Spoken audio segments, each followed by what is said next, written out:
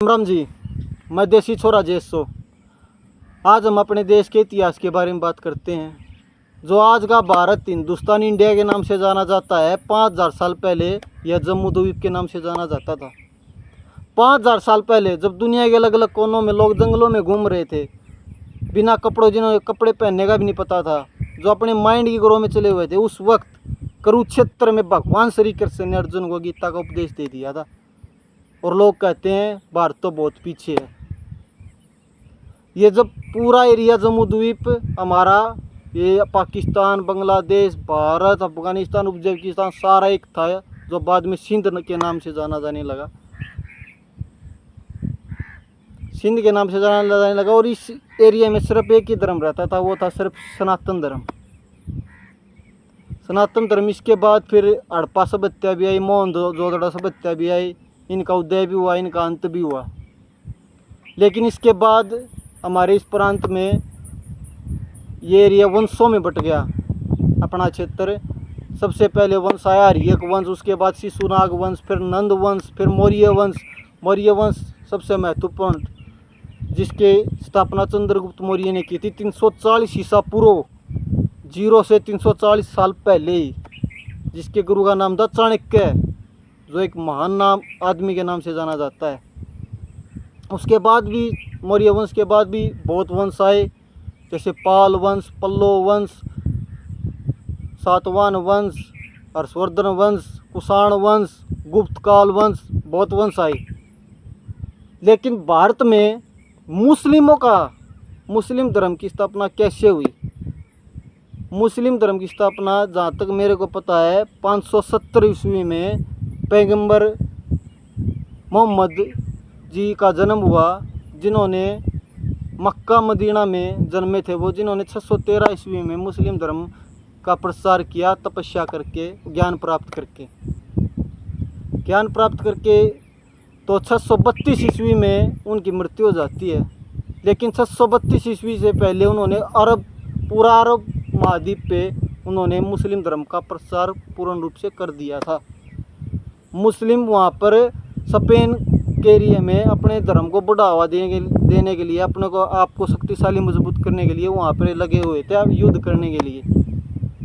लेकिन 632 ईस्वी की मृत्यु होते ही 636 ईस्वी में मुस्लिमों ने भारत पर आक्रमण कर दिया, हमारे सिंध पर आक्रमण कर दिया था। लेकिन वह असफल रहे। लेकिन 696 ईस्वी में को उबैदुल्ला नाम का शख्स ने भारत पर फिर आक्रमण किया, लेकिन वो भी हार गया। लेकिन 694 ईस्वी में जन्मा मोहम्मद बिन कासिम, जो महज 17 साल की उम्र में 712 ईस्वी में भारत पर आक्रमण करता है और जो सफल हो जाता है। तब जाकर हमारे सनातन धर्म लोगों ने मुस्लिम धर्म का पता चला कि एक ये और भी धर्म है। क्योंकि उस वक्त अलग अलग धर्म के लोग अपने धर्म को उजागर कर रहे थे, जैसे बौद्ध धर्म, ईसाई धर्म, जैन धर्म, मुस्लिम धर्म, सब अपने धर्म का प्रचार कर रहे थे। तो वो 712 ईस्वी के बाद सनातन धर्म के संपर्क में आए मुस्लिम धर्म, उनसे आदान प्रदान हुआ, उनसे जानकारी हुई। लेकिन किसी कारणवश मोहम्मद बिन कासिम की पकड़ भारत से कमज़ोर होती चली गई, जो महज कुछ ही वर्षों बाद उनकी मौत हो गई। लेकिन इतना प्रसार मुस्लिम धर्म का भारत पर हो नहीं पाया था। लेकिन 1200 ईस्वी में गुलाम वंश के वक्त भारत में मुस्लिम धर्म का ज़बरदस्त प्रचार हुआ। फिर तो मुस्लिमों ने भारत पर आक्रमण करते गए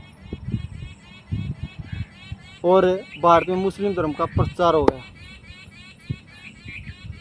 लेकिन हमारे हिंदू धर्म की ये भी इतिहास रहा है कि हमारे हिंदू धर्म के लोगों ने कभी भी किसी दूसरे देश पर पहले आक्रमण नहीं किया। पहले उनके खजाने कोई लूटपाट नहीं मचाई, कोई अत्याचार नहीं किया। हमारे धर्म के लोगों ने किसी से भी ज़बरदस्ती या मार काट करके या जबरन हमारे हिंदू धर्म को कबूलनामा नहीं करवाया, क्योंकि हमारे धर्म के लोग बहुत सुकून और शांति के लोग थे। किसी से ज़बरदस्ती करके अपने धर्म में लाना, वो इस चीज़ को उचित नहीं समझते थे। लेकिन आगे मुसलमानों का प्रचार हमारे देश पर कैसे बढ़ा, क्या कहानी हुई, कैसे राज बढ़ता चला गया, कैसे उन्होंने क्या किया, क्या मारकाट किया, हम अगली वीडियो में आपको सब बताएंगे। अगर आपको ये वीडियो अच्छी लगे तो इसको शेयर ज़रूर कर देना, लोगों तक पहुंचा देना, और हम जल्दी आपको अगली वीडियो में लेकर आएंगे, पूरा मुस्लिम धर्म का और भारत का प्रसार के बारे में बताएंगे। धन्यवाद। जय हिंद, जय भारत।